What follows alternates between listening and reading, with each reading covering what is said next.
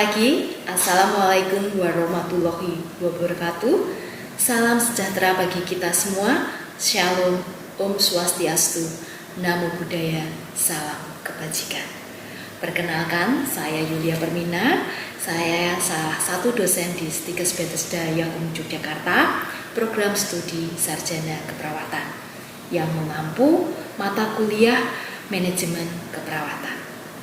Video ini dibuat untuk memenuhi salah satu persyaratan verifikasi dosen tahun 2023, yaitu pernyataan diri dosen dalam unjuk kerja Tridharma Perguruan Tinggi, khususnya di aspek pengajaran.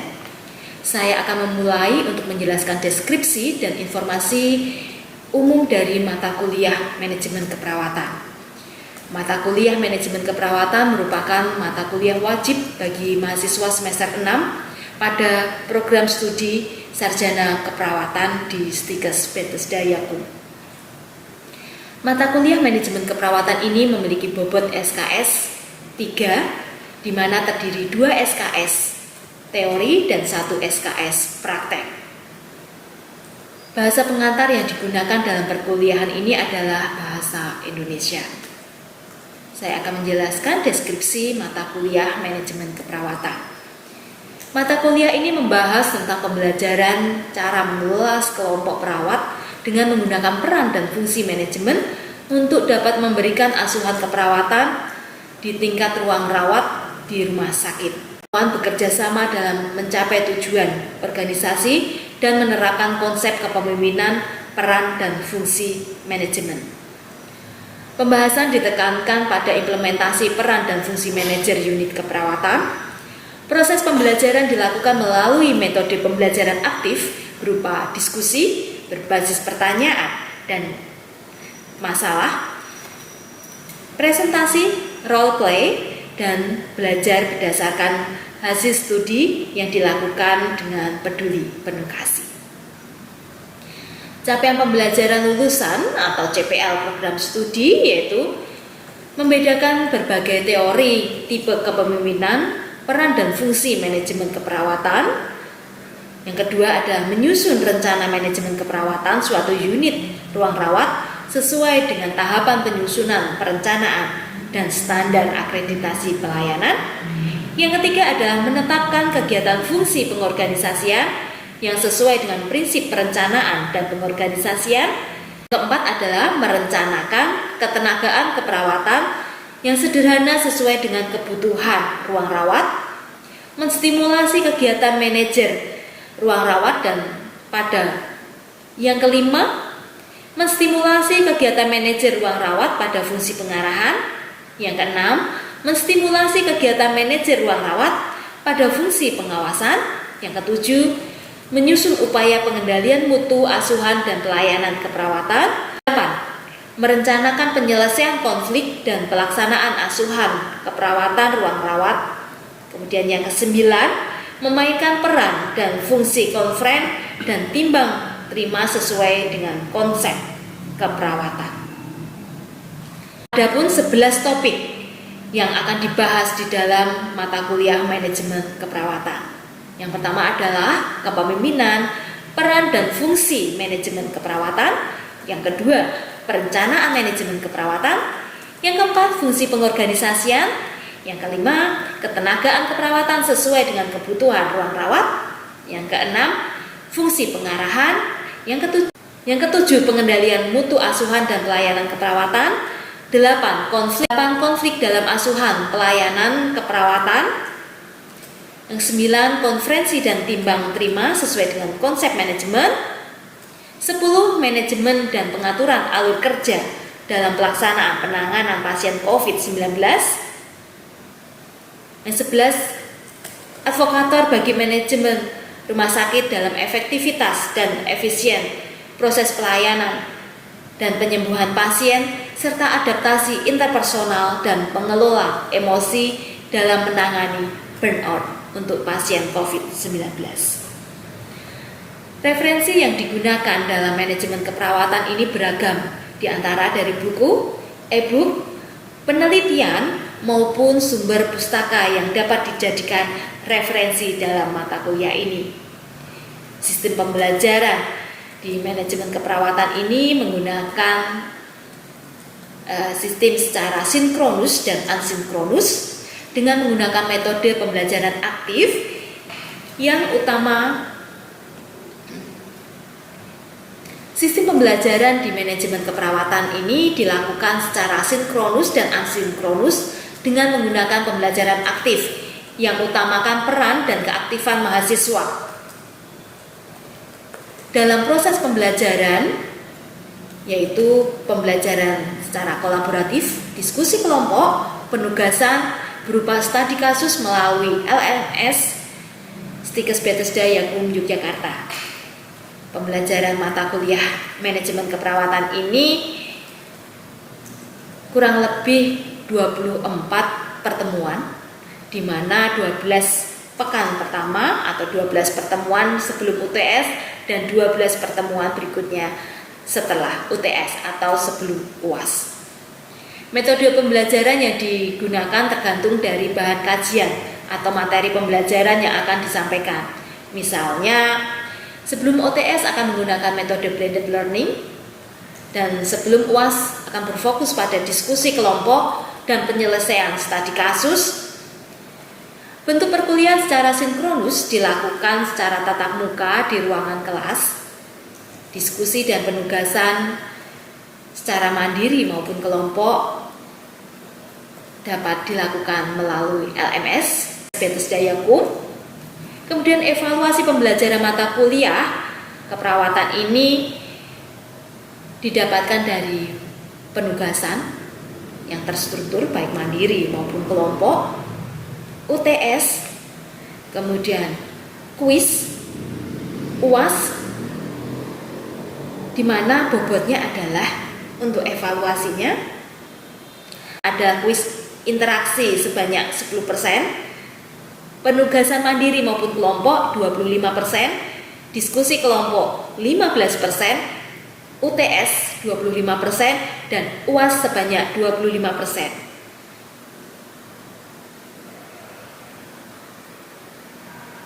Berikut penjelasan terkait dengan proses pembelajaran perkuliahan manajemen keperawatan. Demikian informasi yang bisa sampaikan saya. Demikian informasi yang bisa saya sampaikan mengenai mata kuliah manajemen keperawatan untuk mahasiswa program studi sarjana keperawatan di Stikes Bethesda Yakum Yogyakarta. Berikut merupakan cuplikan dari proses pembelajaran yang dilakukan secara sinkronus tatap muka di kelas.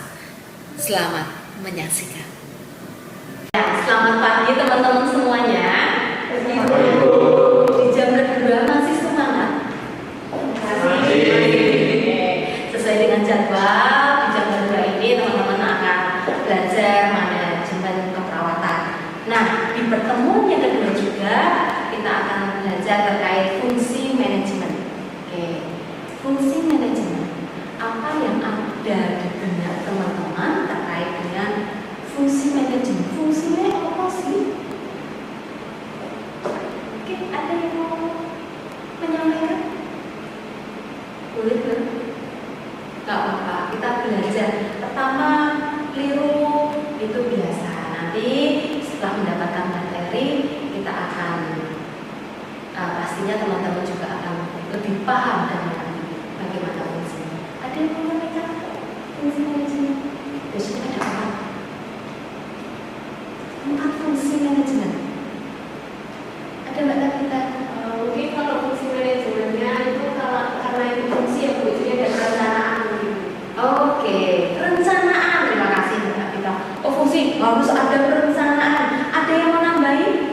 Organisir. Terima kasih Mas Febri. Organisir, mengorganisasikan. Ya, ada strukturnya gitu ya. Ada teman-teman yang aktif dalam kegiatan pasti ya tahulah bagaimana kerjanya nih, fungsinya ya. Mungkin bisa dikaitkan. Oke. Ya, oke. Baik, ya Bapak. Kita akan lanjutkan terlebih dahulu fungsi manajemen. Ya, terima kasih Mas Febri dan Mbak Kita tadi sudah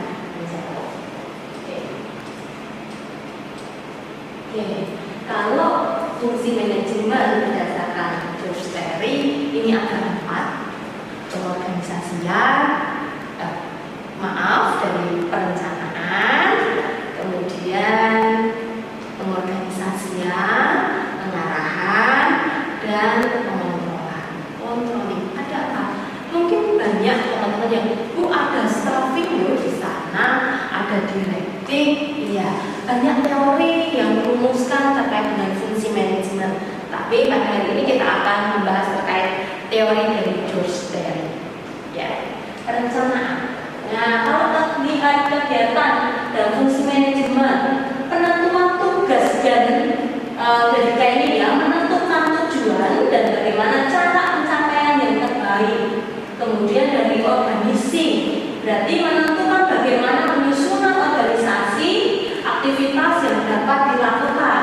Evaluating, proses memberikan motivasi kepada anggota. Kemudian yang terakhir ada controlling, berarti memonitor dan memperbaikan aktivitas yang sedang berjalan agar tujuan tetap tercapai. Ya, ini adalah kalau yang lurus ini tahapannya. Tahapannya dari perencanaan, habis penyusunan perencanaan apa yang dilakukan? Dari organizing, kemudian evaluating, bagaimana langsung controlling. Sebenarnya gampang, ada rencana, ada organisasinya, siapa yang bertugas, bagaimana memberikan motivasi, melakukannya, kemudian mengontrolnya supaya tujuan itu tetap tercapai, dapat tercapai. Oke, kita akan lihat satu persatu. Planning, perencanaan, suatu proses untuk menyusun tujuan yang ingin dicapai serta mengembangkan rencana aktivitas kerja dalam suatu organisasi. Nah, harus berorientasi ke masa depan. Ya, apa yang ingin dicapai? Ya, kemudian, nah di sini harus ada visi.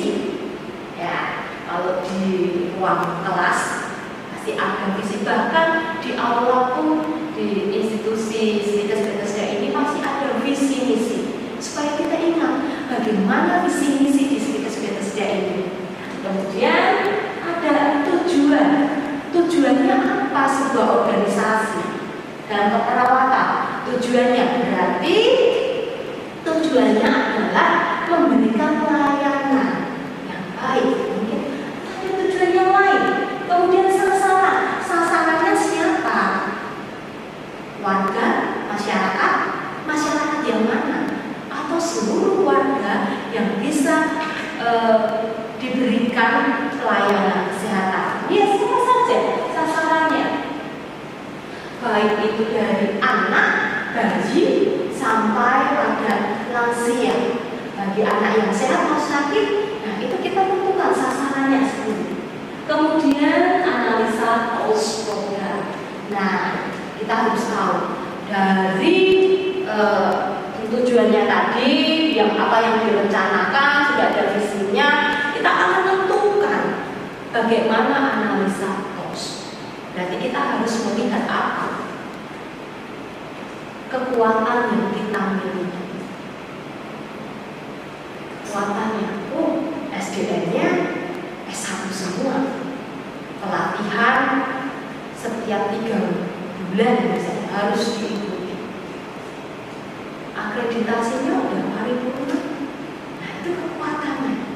Nah, kelemahannya, ya, mungkin alatnya masih kurang, area layanannya cukup sempit.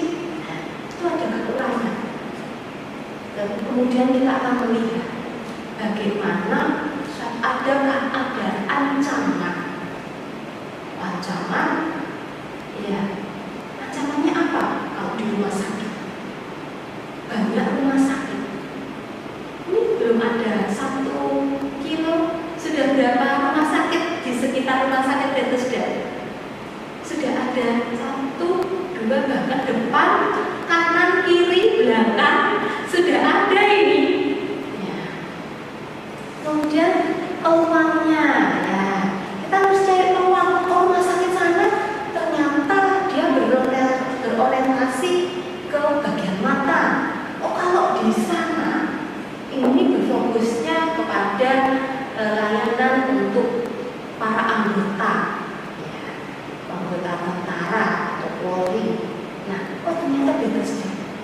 mungkin akan membuat sentral sebagai pasien stroke layanan. Nah itu kita harus tahu terlebih dahulu.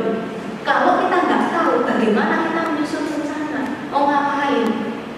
Nah kalau sudah analisa tos tadi, baru kita akan menyusun sebuah OA. OA itu harus ditulis kegiatannya siapa, kapan dilakukan, tujuannya apa, siapa penanggung jawabnya, bagaimana cara melakukannya, kemudian evaluasi itu dibuat suatu OA. Nah pertemuan berikutnya kita akan belajar lebih detail bagaimana sih analisa tos dan OA. Kemudian, nah kalau kita lihat di gambar, ya, puzzle ini belum nyampe ke sebuah tujuan, tetapi secara tim, secara bersama-sama. Ya, sebuah organisasi nggak mungkin bekerja sendiri, capek dan kapan mau berhasil. Ya, jadi harus bekerja sama. Itulah fungsi dari manajemen. Bagaimana kita mengajak tim kita untuk mencapai bersama-sama mencapai sebuah tujuan. Organisasian langkah dalam menetapkan dorongan dan mengatur berbagai kegiatan, menetapkan tugas pokok dan wewenang serta mendelegasikan wewenang dari pimpinan dalam mencapai tujuan. Ya, organisasi secara sederhana kita akan melihat sebuah struktur organisasi. Siapa yang menjadi kepala ruang? Kepala ruang nanti metodenya PPJA, ya berarti kepala ruang PPJA, ada perawat koordinator, kemudian ada perawat pelaksana. Kalau di rumah sakit ya direktur, wakil direktur, ada bidang keuangan, bidang kesekretariatan, kemudian baru bidang keperawatan. Nah ini juga harus tertulis dengan jelas apa sih tugas dan wewenangnya. Biasanya tertulis di dalam SK, surat keputusan. Nah, teman-teman kalau melakukan organisasi, pastinya atau dalam mengikuti sebuah acara, bisa sebagai ketua. Apa yang dilakukan Mas Adrian? Merencanakan, kemudian yang membagi tugas itu bendahara itu. Mas Adrian sebenarnya sudah tahu apa yang harus dilakukan. Sudah? Iya. Oke. Jadi Mas Adrian saat menjadi panitia merencanakan terlebih dahulu. Kemudian dari struktur tadi atau tim panitia sudah mengetahui job description-nya ya. Masing-masing tim harus tahu supaya apa? Jelas. Ini tuh sebenarnya siapa sih yang inventaris alat-alat di ruangan itu siapa? Kalau di kegiatan di kampus, kalau ini mau menjelang PKKMB, Mas Adrian tahu. Nah, acaranya ini apa saja? Berarti masukkan dalam siapa Mas? Si acara. Iya, si acara sudah tahu nih programnya. Gak mungkin dari si dong dimintain keterangan. Dan mana yang nggak tahu? Karena sudah ada sendiri-sendiri tugasnya. Adalah equating atau pengarahan. Nah, equating ini merupakan kegiatan untuk memantau dan menyesuaikan perencanaan, proses dan sumber yang efektif dan efisien dalam mencapai tujuan. Nah, equating ini kegiatannya pemberian motivasi, membina komunikasi, manajemen konflik, membina kerjasama, melakukan negosiasi, pengawasan dan supervisi. Nah, pada equating ini motivasi, artinya kita akan memberikan motivasi kepada staf kita yang mungkin sedang ada berduka atau ada masalah yang lain yang membuat berkurang menurun kinerjanya. Kita bisa memberikan motivasi atau pada saat timbang terima kita bisa memberikan sesuatu yang motivasi, bisa boleh menggunakan yel-yel biar semangat, membuat yel-yel biar lebih semangat dalam melayani pasien. Boleh-boleh saja. Kemudian komunikasi yang baik dan yang efektif. Kalau kita lakukan ya komunikasi dalam keperawatan, kapan dilakukannya komunikasi itu? Ya saat melayani pasien. Diawali dari timbang terima, post conference, pre conference, kemudian ronde keperawatan. Nah ini juga harus dilakukan dengan baik. Ya. Kemudian untuk manajemen konflik. Ya, manajemen konflik banyak sekali terkait metode bagaimana menyelesaikan konflik. Bisa negosiasi, bisa win-win solution. Nah ini bisa apa saja atau win-lose dalam penyelesaian konflik.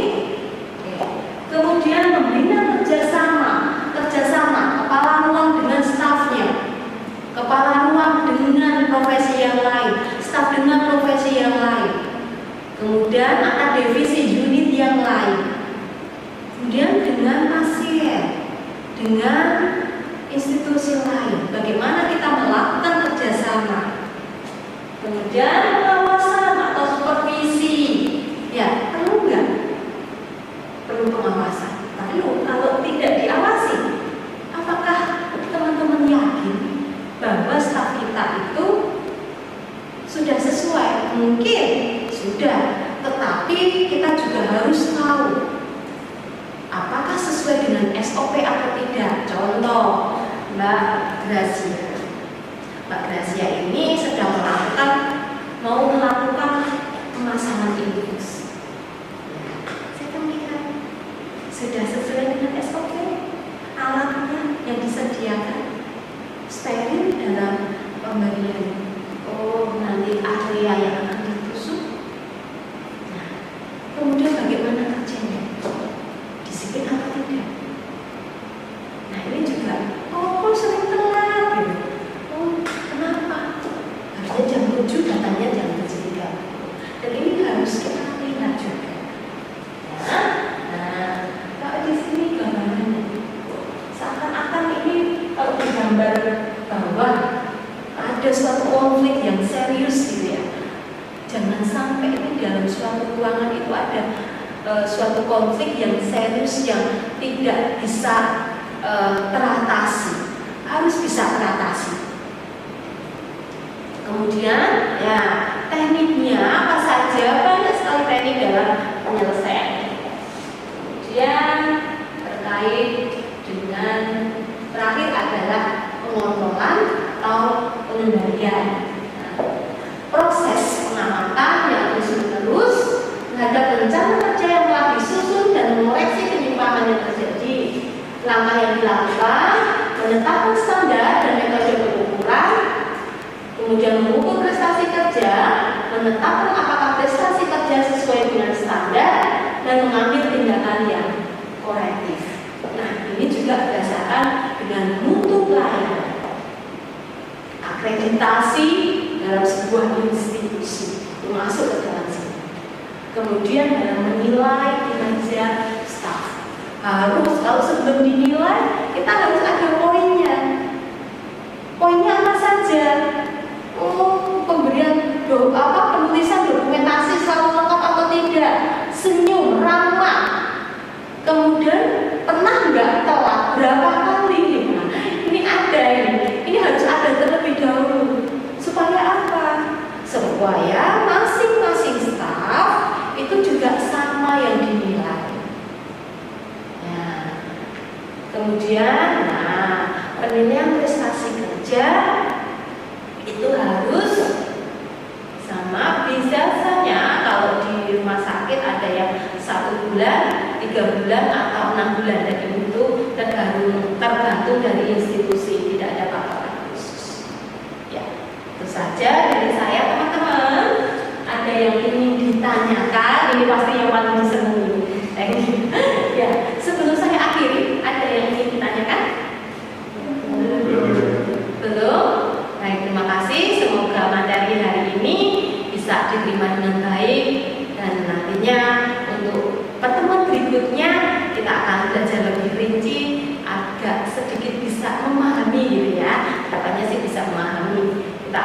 menyusun terlebih dahulu.